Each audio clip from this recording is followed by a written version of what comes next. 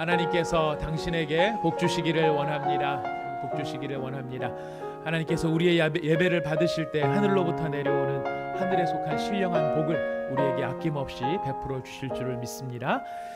오늘 이 시간 우리가 함께 은혜 받을 하나님의 말씀을 봉독합니다. 신명기 6장 4절에서 9절까지의 말씀입니다. 구약성경 신명기 6장 4절에서 9절까지의 말씀입니다. 신명기 6장 4절에서 9절까지의 말씀 다 찾으셨으면 저와 여러분이 한 절씩 교독하시도록 하겠습니다. 이스라엘아 들으라. 우리 하나님 여호와는 오직 유일한 여호와이시니 너는 마음을 다하고 뜻을 다하고 힘을 다하여 내 하나님 여호와를 사랑하라. 오늘 내가 네게 명하는 이 말씀을 너는 마음에 새기고 내 자녀에게 부지런히 가르치며 집에 앉았을 때에든지 길을 갈 때에든지 누워 있을 때에든지 일어날 때에든지 이 말씀을 강론할 것이며 너는 또 그것을 내 손목에 매어 기호를 삼으며 내 미간에 붙여 표로 삼고 또 내 집 문설주와 바깥문에 기록할지니라. 아멘. 저희가 6월 5일부터 시작한 성경 통독이 어느새 이제 모세오경 신명기를 읽는 7월 첫째 주간에 이르렀습니다. 우리가 한 주 한 주 정말 조금씩 읽어가는 우리의 수고가 어느 사이엔가 성경의 가장 중요한 앞에 5권의 책, 그 책을 저희들이 이번 주간에 다 읽게 됩니다. 근데 여러분 성경 통독표를 쭉 보시다가 보면은 한 가지 조금 이상한 거를 관찰하신 분들도 계실지 모르겠습니다. 일반적인 성경 통독표는 성경의 순서를 따라 일정한 분량씩 계속 내려가는데 저희가 나눠드린 성경 통독표를 보면 일정한 순서를 따라 내려가는 듯 하다가 순서에 상관없이 무언가 하나가 툭 끼어 들어오는 그런 것들을 좀 보실 수가 있습니다. 예를 들어서 이번 주간의 마지막 신명기 31장에서 34장을 읽으면서 동시에 시편 90편을 읽으라 라고 되어 있습니다. 왜 시편 90편을 읽도록 되어 있느냐면 이 시편 90편이 모세의 시편이기 때문에 그렇습니다.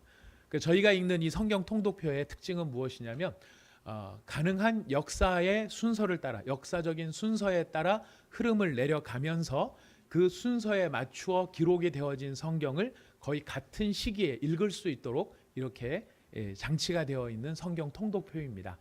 그러니까 우리가 보통 읽을 때는 역사서를 다 읽고 여호수아부터 시작해서 사사기, 룻기, 사무엘 상하, 열왕기 상하, 역대 상하 이렇게 다 읽고 그 다음부터는 시편의 시가로 되어 있는 시로 되어 있는 잠언, 전도, 아가 이거를 또 다 읽고 그 다음에 선지서를 또 한꺼번에 쭉 추려서 읽는 이제 그런 방식으로 나갑니다. 그렇게 읽는 방식에 장점이 있는 반면에 또 한 가지는 마치 역사의 흐름이 계속되는 것 같아서 이 열왕기 상하, 역대 상하가 끝났는데도 저 말라기는 그로부터 한 1000년 뒤쯤 일어나는 그런 느낌을 우리가 가지기도 한다는 것입니다.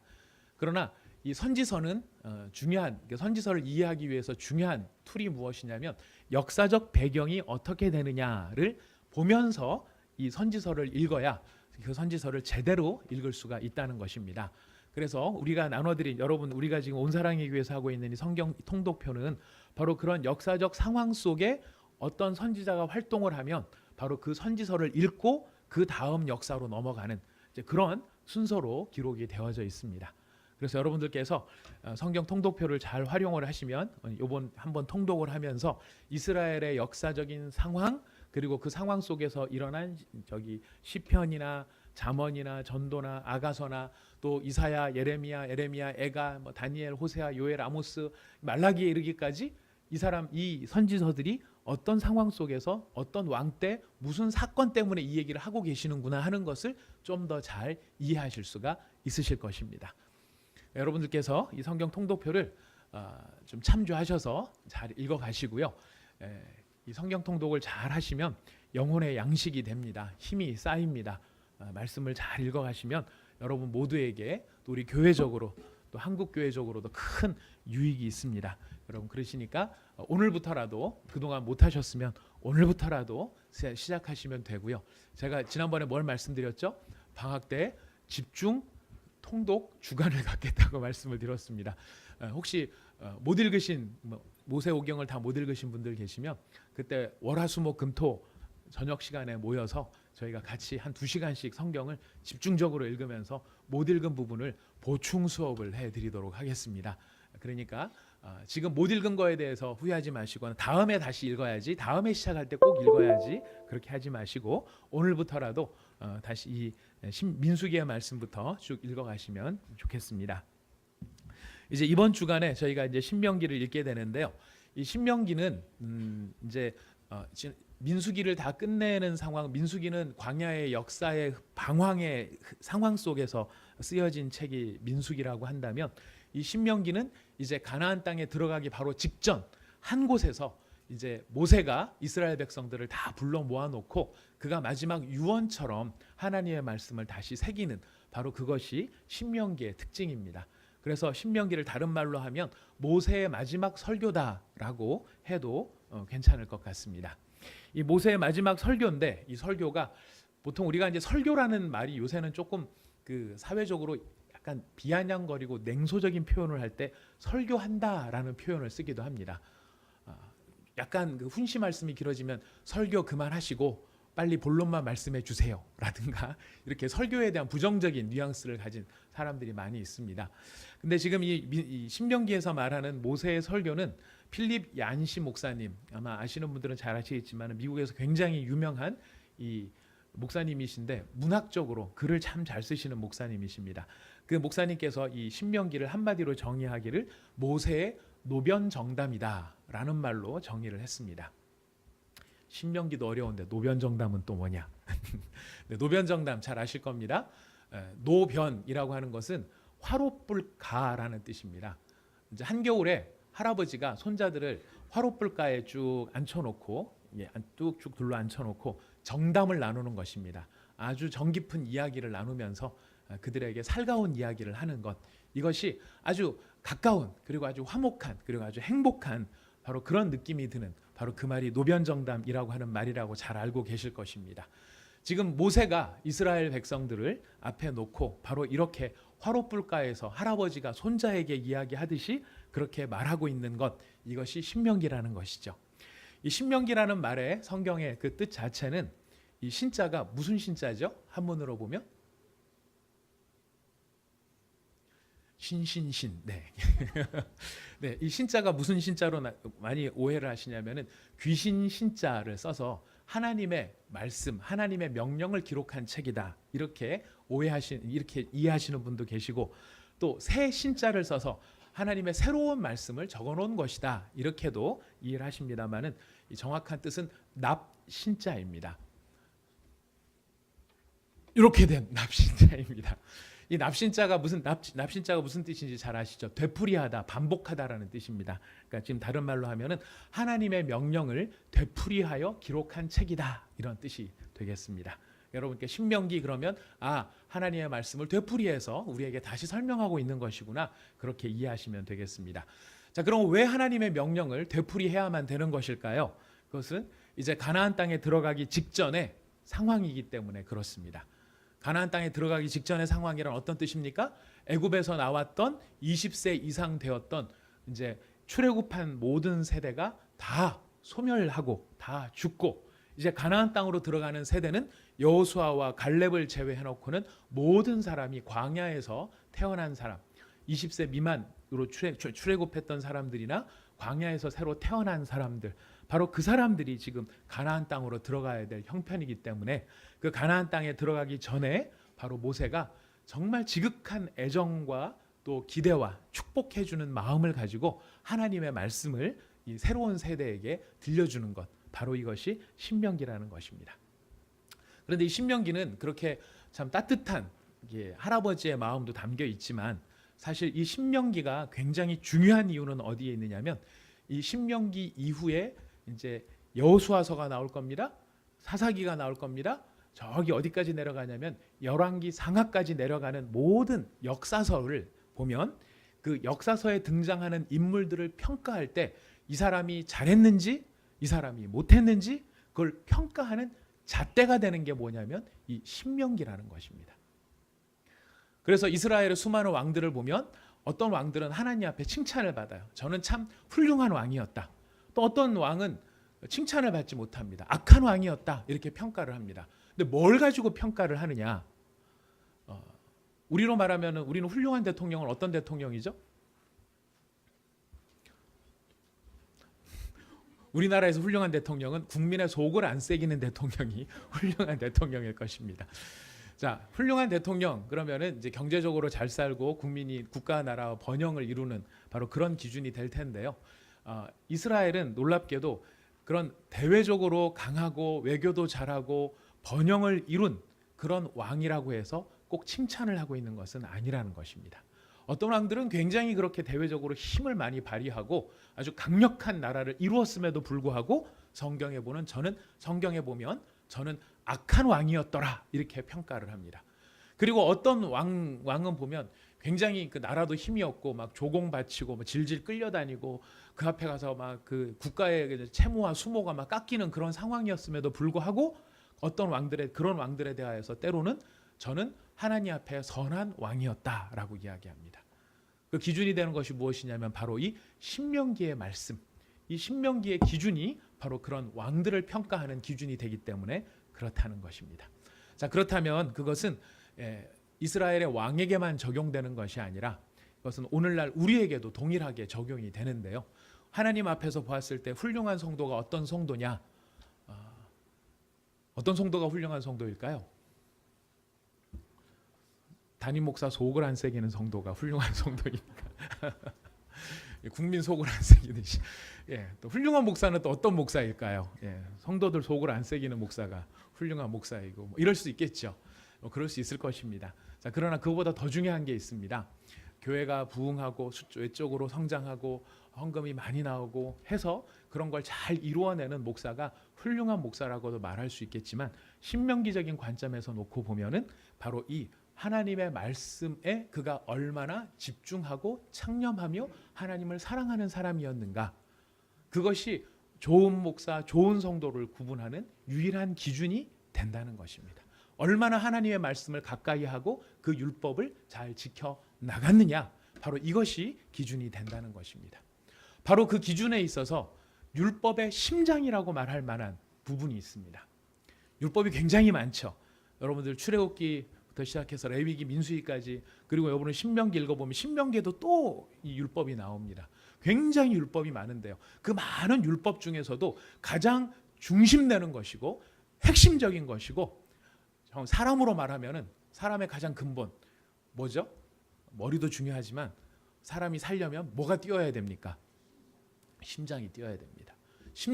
뇌가 멎어도 사람은 뇌가 멎으면 뇌사라고 하지만 몸은 유지가 됩니다. 뭐 때문에 유지가 되죠? 심장 때문에 유지가 되는 거예요. 근데 심장이 멎으면 다 멎는 겁니다. 율법에 있어서도 바로 그런 기능을 하는 구절이 있어요. 많은 율법이 있지만 그 율법 중에서도 심장이 되는 율법이 있는데 바로 그 심장이 되는 게 무엇이냐? 바로 오늘 우리가 읽은 본문 말씀이라는 겁니다. 6장 4절 5절 다시 한번 읽어보실까요? 6장 4절과 5절입니다. 신명기 6장 4절 5절 함께 읽습니다. 시작. 이스라엘아 들으라. 우리 하나님 여호와는 오직 유일한 여호와이시니 너는 마음을 다하고 뜻을 다하고 힘을 다하여 내 하나님 여호와를 사랑하라. 아멘. 모든 율법을 율법 되게 하고 그 모든 율법들이 기능이 되고 그 율법이 가치가 있게 되는 단 한 가지의 가장 중요한 심장, 핵심이 있다면 바로 이스라엘아 들으라. 우리 하나님 여호와는 오직 유일한 여호와이시니 너는 마음을 다하고 뜻을 다하고 힘을 다하여 내 하나님 여호와를 사랑하라. 바로 이것이 율법의 심장이라는 것입니다. 바로 이렇게 이스라엘아 들으라, 이게 너무 중요하기 때문에 이스라엘아 들으라 이렇게 강조해서 얘기를 하는데요. 이스라엘아 들으라 하는 이 말을 히브리어로 말하면은 쉐마 이스라엘이라고 표현이 됩니다. 오늘 우리 주보의 제목도 쉐마 이스라엘이라고 지금 제목을 달아놨습니다. 들으라 하는 것이 쉐마입니다. 그래서 아마 자녀 교육에 관심이 많이 있으신 분들은 유대인들의 자녀 교육법 이런 것들을 아마 보셨을 텐데요. 거기 자녀 교육법에 보면은 쉐마 교육법 이런 것들도 아마 들어보셨을 겁니다. 그때 이 쉐마라는 말이 무슨 뜻이냐면은 들어라, 듣는다 이런 뜻이 되는 겁니다. 이런 걸 한번 따라해 보셔도 좋습니다. 저를 한번 따라해 보시겠습니다. 쉐마 이스라엘, 쉐마 이스라엘, 이스라엘아 들으라. 예, 지금 모세는 너무 중요하기 때문에 바로 이 이스라엘의 주의를 환기시키면서 사랑하는 자녀들아 들어라, 쉐마 이스라엘 이렇게 이야기하면서 이야기를 하고 있는 것입니다. 자, 그러면 거기에 나와 있는 이제 들으라 하고 관심을 촉구했으니까 거기에 이제 무슨 내용이 담겨 있냐 굉장히 중요한데요. 여기 보니까 우리 하나님 여호와는 오직 유일한 여호와시다라고 먼저 이야기를 합니다. 율법의 핵심이 되는 가장 중요한 것 가운데 하나가 무엇이냐면 하나님은 오직 유일한 여호와시다라고 하는 것을 이야기하고 있습니다. 오직 유일한 여호와다. 이게 두 가지 뜻이 있는데요. 첫 번째는 여호와는 하나이시다 이런 뜻입니다. 근데 여기서 하나라고 하는 말은 숫자로 하나, 이 삼위일체 논쟁 들어가면은 맨날 이게 우리를 헷갈리게 하는 부분이에요. 여호와는 하나이시다. 이게 일신론 이런 개념으로 생각을 합니다만은 여기서 말하는 하나라고 하는 말은 무슨 뜻이냐면 여러 가지 변형형 여호와들이 있을 수 있다는 거예요. 변형형 여호와라는 건 무슨 뜻이냐면 사람들이 다 자기 방식대로 하나님을 정의하고 하나님을 생각하고 그리고 그 하나님을 자기 방식대로 섬기는 여호와라는 이름을 붙이고는 있지만 다 자기의 여호와를 섬기는 그런 위험성이 있다는 이야기가 됩니다. 자, 이런 예화는 이런 상황은 우리 시대에만 국한된 게 아니라 벌써 이 출애굽을 할 때부터 그런 이야기가 있었죠. 모세가 시내산으로 율법을 받으러 올라간 사이에 밑에 있는 이스라엘 백성들이 금송아지를 만듭니다. 그렇죠? 기억나시죠? 근데 그 금송아지의 이름이 뭐였습니까? 여호와였어요. 이스라엘 백성 아론이 만들어줬죠. 이스라엘 백성들이 막 얘기하는 거, 아론이 금부치를 갖고 와라 그래갖고 이제 금부치를 갖고 금송아지 하나를 떡하니 만들어 놓고 그 떡하니 만들어진 금송아지를 이름을 뭐로 붙였다고요? 여호와라고 붙인 거예요. 그러니까 이스라엘 백성들은 우상을 숭배하는 겁니까? 여호와를 숭배하는 겁니까? 자기들은 여호와를 숭배한다고 하지만 내용은 뭡니까? 금송아지를 숭배하고 있는 거예요. 근데 이거는 출애굽한 이스라엘 백성만의 문제가 아니라 나중에 이게 솔로몬 이후에 이스라엘의 역사가 두 개로 쪼개지는데 북이스라엘에 있었던 사람들도 동일하게 그런 짓을 저지릅니다. 금송아지 두 개를 만들어 놓고 그 금송아지의 이름을 여호와라고 이야기하는. 자, 그렇다면 오늘도 우리는 그런 위험에 처할 수가 있습니다. 교회에 나와서 하나님을 예배하고 하나님을 경배하고 나는 여호와 하나님을 경배합니다라고 말을 하지만 그 여호와 하나님이 진짜 여호와 하나님인지 아니면 내가 내 방식대로 상상해서 내 나름대로 정리해갖고 내 나름의 방식으로 경배하는 바로 그런 여호와일 수 있다는 거예요.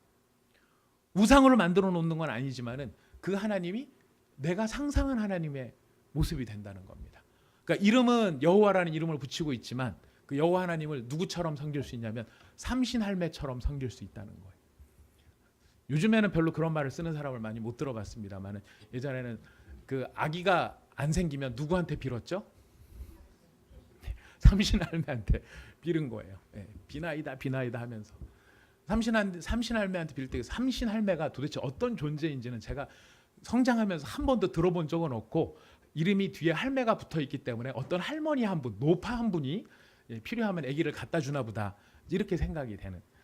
그러니까 여호와 하나님을 섬기는데 하나님이 어떤 모습인가? 그 삼신할매 같은 모습일 수 있다는 거예요. 어렸을 때 그 소시적에 저에게 마음에 공포를 줬던 귀신 하나가 있습니다. 그 귀신은 어떤 귀신이냐면은 부엌에 살고 있다는 달걀 귀신이었습니다. 부엌에 살고 있으면 가끔 튀어나와서 사람을 깜짝깜짝 놀래키게 하는 바로 그런 달걀 귀신. 근데 우리 마음속에 달걀 귀신이든 삼신할매든 뭐 어떤 종류의 이름의 신이 붙어 있다 할지라도 그런 식의 신 개념을 가지고 이름만 바꾼다면 거기다가 여호와라는 이름을 붙인다고 해서 우리의 신앙이 바른 신앙이 되는 것은 아니라는 것입니다. 자, 그렇다면 과연 어떤 신이 참된 여호와이신가? 지금 모세는 강하게 이야기를 합니다. 그것은 바로 너희를 애굽 땅에서 인도하여 내신 바로 그분만이 진짜 여호와 하나님이다. 우상을 숭배하는 게 아니라 할지라도 나를 너희 이스라엘 백성을 애굽 땅에서 구체적으로 끌어낸 바로 그분만이 참된 여호와이시다. 그래서 여호와는 하나이시다. 다른 여러 종류의 변형형이 있는 게 아니라 바로 그분만이 여호와이시다라고 하는 것을 알려주는 것입니다.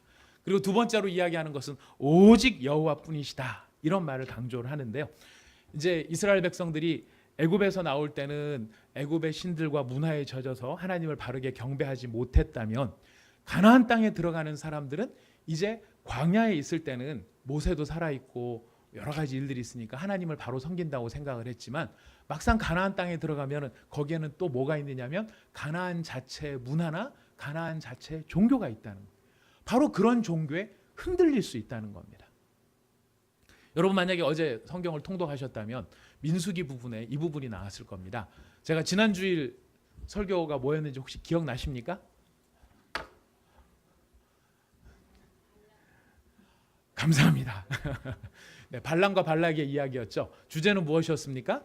하나님은 우리가 알지 못하고 보지 못하고 느끼지 못하는 순간에도 우리를 지키시고 보호하시고 우리를 위하여 싸우시고 우리에게 닥칠 저주를 축복으로 바꾸시는 분, 바로 그것이 민수기에 나오는 발람과 발락 사건에 나오는 하나님이었습니다. 자, 하나님은 그렇게 우리가 안 보이는 곳에서 열심히 우리를 지키시는데, 근데 여러분 민수기를 읽으셨다면 느끼셨을 겁니다. 바로 그 발람과 발락 사건 다음 장에 무슨 이야기가 나옵니까?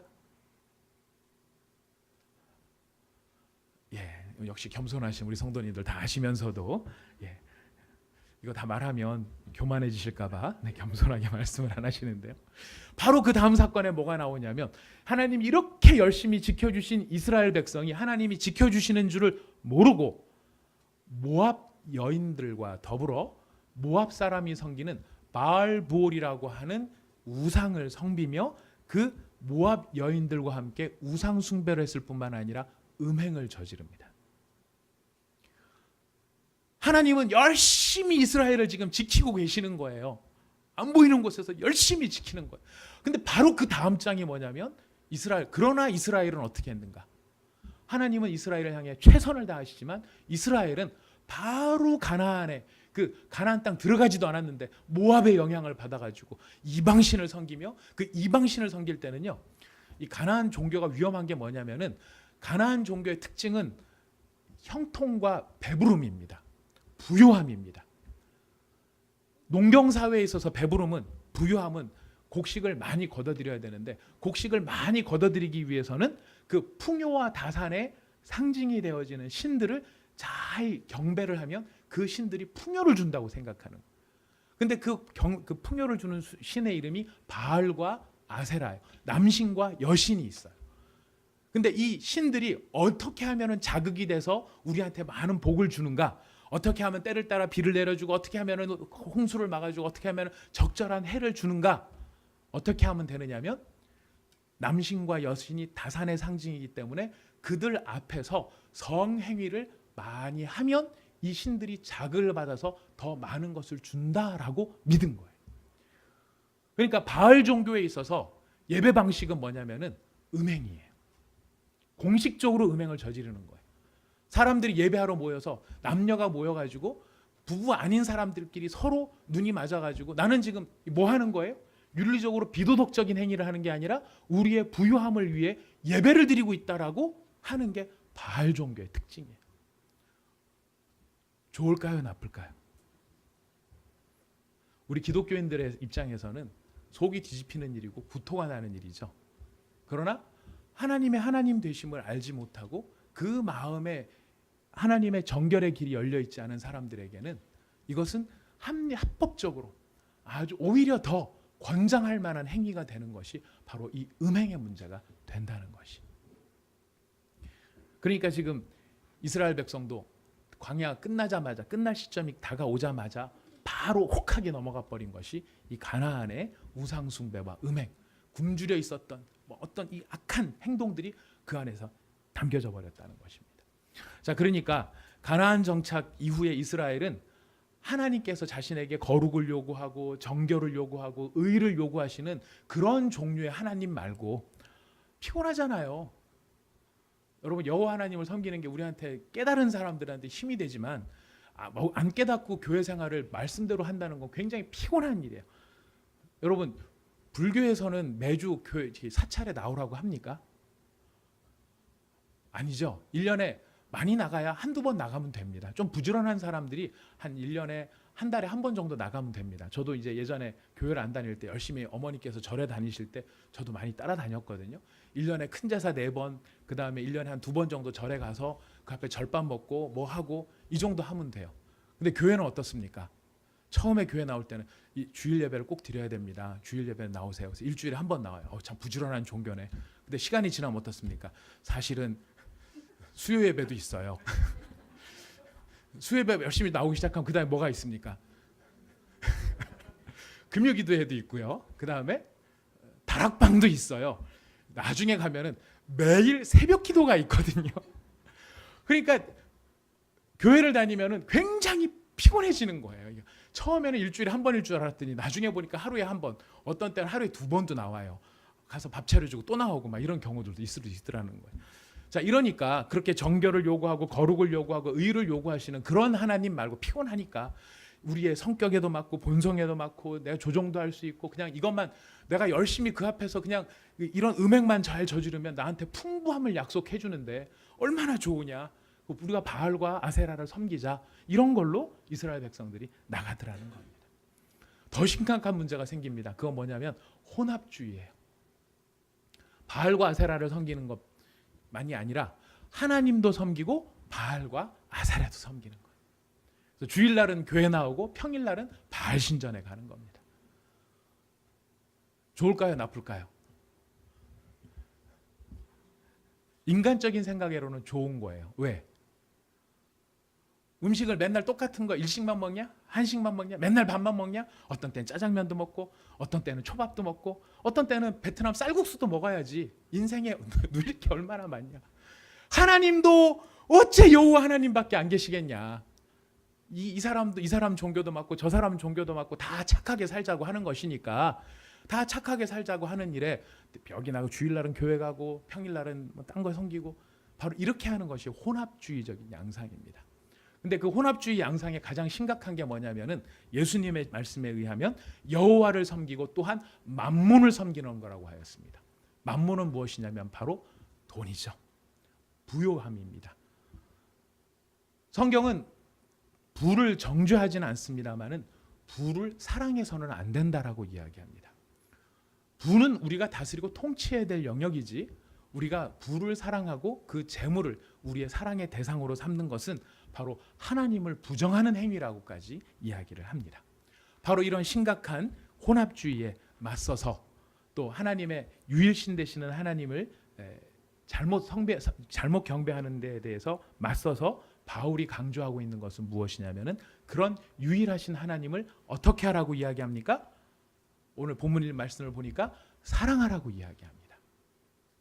근데 여러분, 오늘 이 본문이 중요한 이유는 어디에 있느냐면 모세오경을 통틀어서 하나님을 사랑하라고 말한 적이 여기에 처음 등장을 하기 시작한다는 거예요. 그동안에는 하나님을 어떻게 하라고만 되어 있냐면 경외하라고만 되어 있었습니다. 하나님을 경외하라, 하나님을 경외하라고 되어 있는데 오늘 본문에 이르러서 비로소 무엇이 선포되느냐면 하나님을 사랑하라는 말로 나타난다는 것입니다. 하나님이 여호와 하나님이 경외의 대상에서 사랑의 대상으로 바뀌게 되었다는 것입니다. 그 하나님을 두려워하고 떨린 마음으로 하나님 앞에 죄를 지으면 어떡하나 하는 그런 두려움과 떨림의 대상으로서 뿐만 아니라 사랑한다는 이야기는 뭐냐면 인격적으로 친밀하며 신뢰하는 관계가 된다라는 뜻입니다. 바로 그런 하나님을 사랑하는 존재가 되라. 그 하나님을 사랑하기 시작하라고 이스라엘 백성에게 이야기를 하고 계십니다. 자, 그렇다면 하나님을 사랑하는데 어떻게 하는 것이 하나님을 사랑하는 것일까? 하나님을 사랑하는 표현의 방법이 있습니다. 신명기가 모세가 이야기하는 하나님을 사랑하는 방법, 이게 바로 하나님을 사랑하는 방법이다라고 말할 수 있는 첫 번째, 그건 바로 무엇이냐면 놀랍게도 구제와 돌봄이라는 거예요. 신명기 전체를 가지고 하나님을 사랑하라. 네가 마음을 다하고 뜻을 다하고 힘을 다하여 하나님을 사랑하는데 구체적으로 그렇게 네가 마음을 다하고 힘을 다하고 뜻을 다해 하나님을 사랑하는 방법, 그게 뭐냐면은 바로 구제하는 것과 돌보는 것이라는 거예요.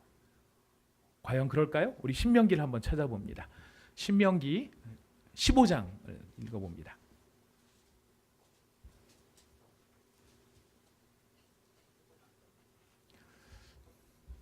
신명기 15장 7절부터 11절까지의 말씀 한번 읽어보겠습니다. 시작.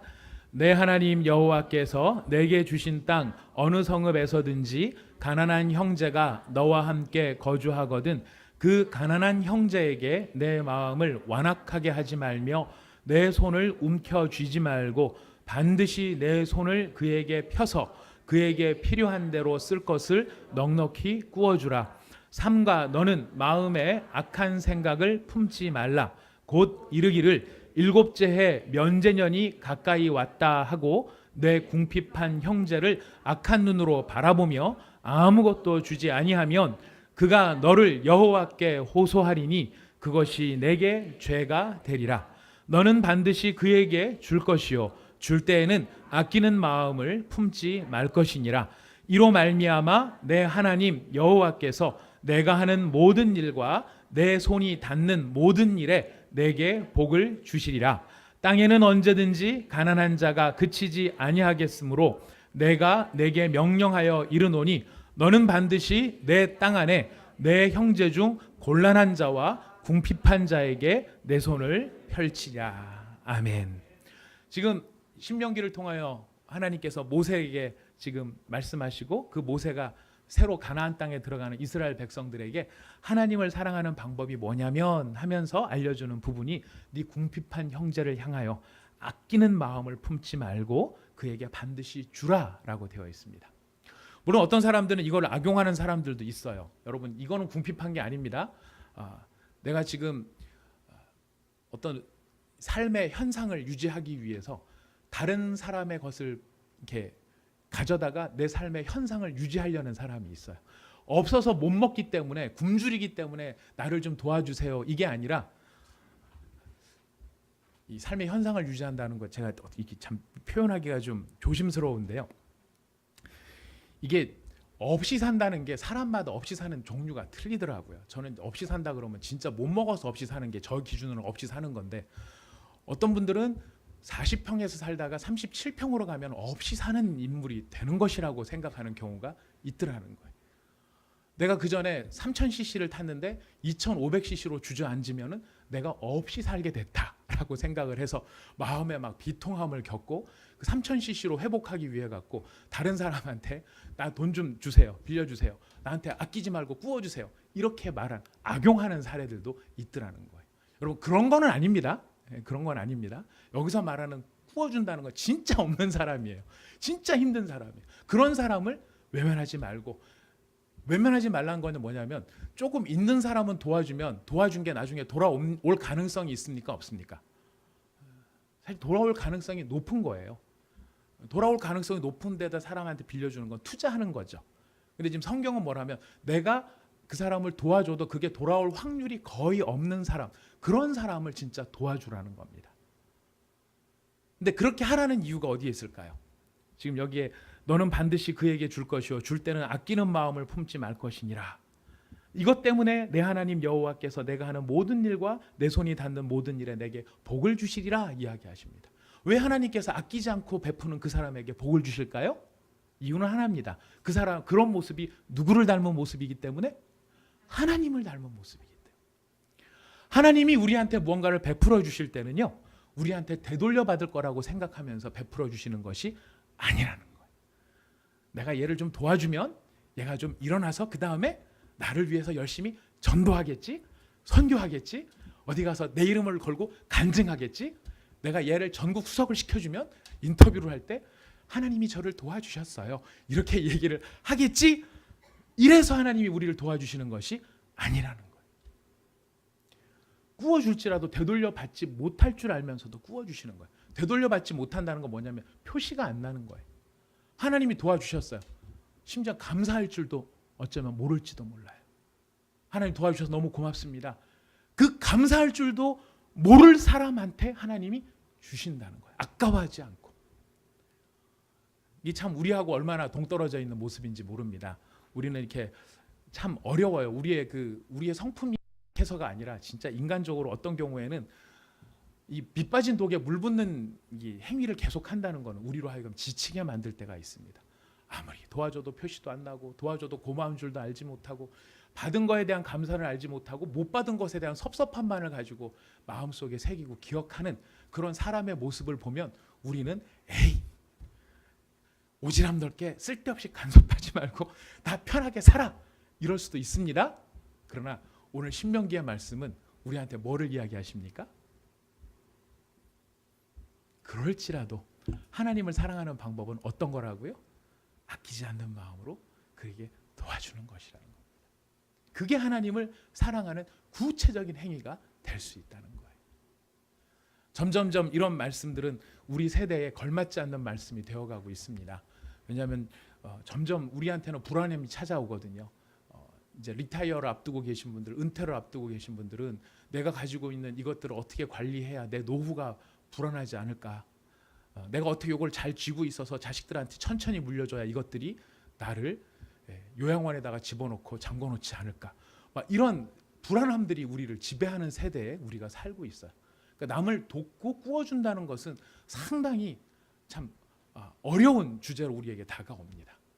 그러나 신명기의 말씀은 그럼에도 불구하고 우리에게 말씀하시기를 하나님을 닮은 모습이 어떤 모습이냐, 네가 하나님을 정말 사랑한다면 바로 그 모습은 바로 아낌없이 정말 어려운 사람의 너에게 도움을 요청을 할 때는 아끼는 마음을 품지 말고 반드시 그를 도와주라. 그러면 내가 너에게 복을 줄 것이다. 한마디로 하나님을 닮은 사람이 되라라고 우리에게 이야기를 하고 있는 것입니다. 두 번째로 하나님을 사랑하는 두 번째 방법은 뭐냐면 바로 쉐마라는 데 있습니다. 오늘 제가 여기까지만 말씀을 좀 드리겠는데요. 오늘 준비한 게 8장인데 2장 반 했습니다. 제 마음이 타겠습니까? 안 타겠습니까? 아무래도 다음에 신명기를 따로 우리가 지금 장기적으로 생각을 해봐야 되겠는데, 하여튼 중요한 거 이것까지는 얘기를 꼭 드려야 될 것 같습니다. 쉐마라는 말의 중요성인데요. 이 쉐마가 왜 중요하냐면 쉐마는 들으라거든요. 근데 들으라인데 왜 들으라가 왜 중요하냐면 무엇과 비교가 되느냐면은 보라라는 말과 비교가 된다는 거예요. 귀의 종교냐 눈의 종교냐, 어떤 사람은 이렇게까지 비교를 합니다. 우리가 읽진 않았지만 성경에 보면 신명기에 여러 번 그런 얘기가 나오는데요. 여호와께서 불길 중에 너희에게 말씀하시되 음성뿐이므로 너희가 그 말소리만 듣고 형상은 보지 못하였느니라. 또 여호와께서 호렙산 산길 중에서 불길 중에서 너희에게 말씀하시던 날에 너희가 어떤 형상도 보지 못하였으니 너희는 깊이 삼가하라. 또 신명기 4장 36절에 보면 여호와께서 너를 교훈하시려고 하늘에서부터 그의 음성을 내게 듣게 하시며 땅에서는 그의 큰 불을 내게 보이시고 내가 불 가운데서 나오는 그의 말씀을 듣게 하셨느니라. 이 모든 게 집약하고 있는 건 하나입니다. 하나님은 보이시는 분이 아니라 말씀하시는 분이라는 거예요.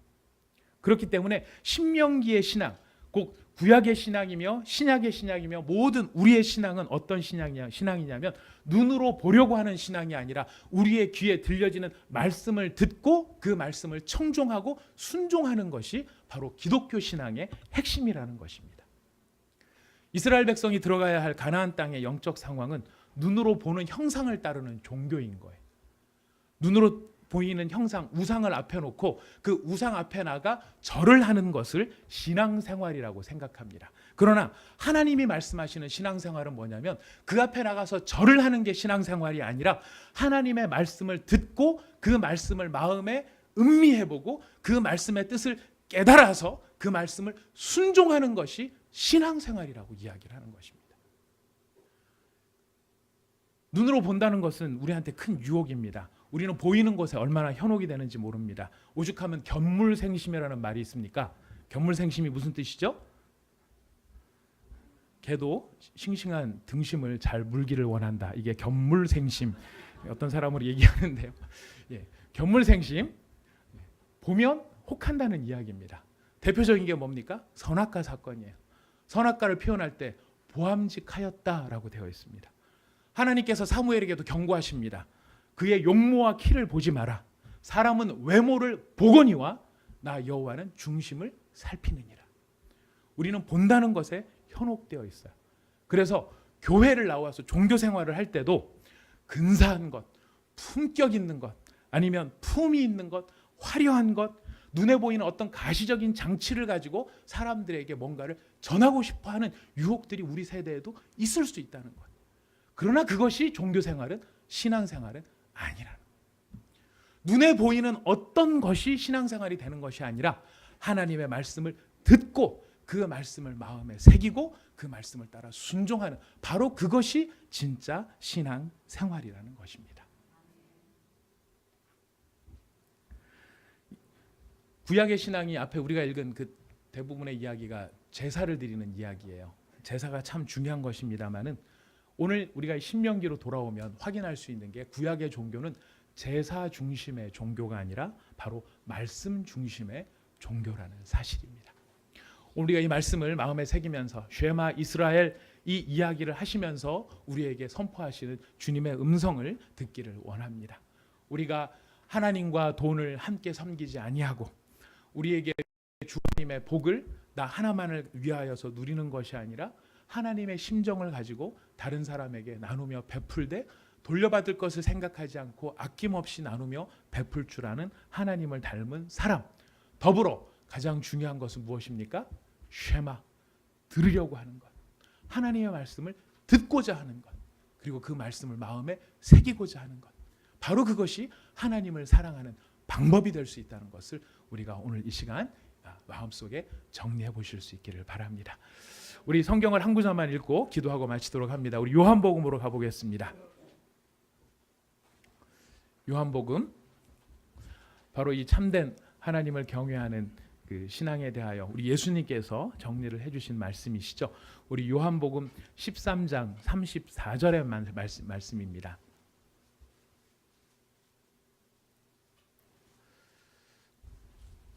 요한복음 13장 34절 말씀 같이 읽겠습니다. 시작. 새 계명을 너희에게 주노니 서로 사랑하라. 내가 너희를 사랑한 것 같이 너희도 서로 사랑하라. 건너가겠습니다. 14장 건너가겠습니다. 한 장만 넘겨주시겠습니까? 14장 15절 말씀 읽습니다. 시작. 너희가 나를 사랑하면 나의 계명을 지키리라. 계명을 지키는데 뭐 하면? 사랑하면. 14장 21절 말씀 같이 읽겠습니다. 14장 21절 말씀 시작. 나의 계명을 지키는 자라야 나를 사랑하는 자니 나를 사랑하는 자는 내 아버지께 사랑을 받을 것이요 나도 그를 사랑하여 그에게 나를 나타내리라. 아멘. 네. 우리가 바로 이렇게 예수님께서 말씀을 하십니다. 새 계명을 너희에게 준다. 그 새 계명의 핵심, 이 새 계명이라고 완전히 새 계명이 아닙니다. 예수님께서 서기관이 오셨을 때 이야기를 해주셨죠. 예수님, 어떤 계명이 가장 큽니까? 성경에 뭐라고 되어 있느냐? 마음을 다하고 힘을 다하고 뜻을 다하여 주 너의 하나님을 사랑하라고 되어 있습니다. 이것이 크고 첫째 되는 계명입니다. 예수님께서 그렇다라고 확증을 해 주셨습니다. 바로 그런 예수님을 우리가 잘 섬기며 따르고 정말 마음을 다하여 하나님을 바로 사랑하려면 이제 우리는 예수님의 말씀을 새롭게 듣게 됩니다. 예수님은 우리에게 무엇을 가르쳐 주십니까? 예수님이 우리에게 주신 단 한 가지의 계명이 있습니다. 그건 무엇입니까? 서로 사랑하라는 것입니다. 서로 사랑하라. 예수님이 선교사로 나오라고도 하지 않았고요. 그래서 여러분들을 목사가 되라고 부르지도 않으셨습니다. 예수님께서 우리 교회한테 정말 크고 웅장하고 멋있는 예배당을 지으라고 말씀하신 적도 없으십니다. 예수님이 사랑하는 그의 성도들을 향하여서 요구하셨던 단 한 가지의 부탁은 무엇입니까? 서로 사랑하라는 것입니다. 서로 사랑하라. 멋지죠? 근데 이 사랑에는 수고가 따르는데요. 사랑은 감정적인 문제가 아닙니다. 막 보면 흐뭇하고 막 생각하면 좋고 이게 아닙니다. 사랑의 구체적인 방법 이런 겁니다. 남편이 야근을 마치고 밤늦게 지친 몸을 이끌고 집에 들어옵니다. 땀에 쩔고 상사한테 찌들리고 일은 들끝나고 마음에 막 짐이 있는데 집에 턱 들어와서 당장 뜨거운 물에 샤워를 좀 했으면 좋겠는 그런 심정인데 아내가 말합니다. 여보, 이 음식물 쓰레기 좀 버리고 와줘요. 그러면 남편 입장에서는 내 당장 들어가서 샤워부터 좀 하고 옷부터 벗었으면 좋겠는데 퇴근 가방 들고 가방도 내려놓기 전에 나를 향해 여보, 다른 쓰레기도 아니에요. 음식물 쓰레기 좀 버리고 와요. 이러면 여러분, 네 여보 알겠어요. 이렇게 하실 분들이 많으십니까? 어떻겠습니까? 나도 모르게 얼굴이 찡그려지고 투덜거리는 마음이 들고 얘 내가 하루 종일 집에서 집구석에서 지가 뭘 한 게 있다고 이 음식물 쓰레기를 그냥 옷에 튀면 어떡하라고 이런 온갖 마음이 우리한테 들 수도 있습니다. 여러분 이런 부인이 있습니까 없습니까? 없어요? 이렇게만 보면 없는 것 같은데요. 이 부인 입장에서 할 말이 있는 거예요. 아기를 낳아가지고 하루 종일 아기랑 씨름을 하고 있는 신생아 엄마들 같은 경우는 아빠보다 더 힘들죠. 그런 배경 속이라면 쓰레기 들고 나갈 틈도 없는 거예요. 그 엄마 입장에서는 지가 아기를 봐, 젖을 먹여, 똥기저귀를 갈아치워, 뭐를 해, 쓰레기 하나도 못 버려줘? 이런 마음으로 할 수도 있다는 거예요. 근데 바로 이런 서로가 짜증나고 투덜거리는 마음이 들 때 내 마음속에 기꺼운 마음이 있고 행복한 마음이 없을지라도 아내가 막 금방 들어오는 짜증나는 나한테 이 쓰레기 좀 버려달라고 할 때 투덜거리면서도 그 쓰레기를 치워주는 것이 바로 사랑의 수고라는 거예요. 내 마음이 좋고 내 마음이 만족하고 즐겁기 때문에, 그래서 넓게 포용해 주기 때문에 그게 사랑이 아니라 투덜거림이 있고 짜증이 있고 막 욕으로는 이놈의 얘 팼네 이러는 마음이 이만큼 올라온다 할지라도 그럼에도 불구하고 가서 쓰레기를 갖다 버려주는 것, 그것이 바로 사랑의 모습이라는 것입니다. 우리 예수님께서 바로 이런 사랑으로 우리한테 사랑하라고 말씀해주고 계십니다. 우리 온사랑의 교회 성도 여러분, 마음에 내키지 않더라도 주님이 원하십니다. 우리 그렇게 해볼까요? 우리 한번 그렇게 해보시겠습니까?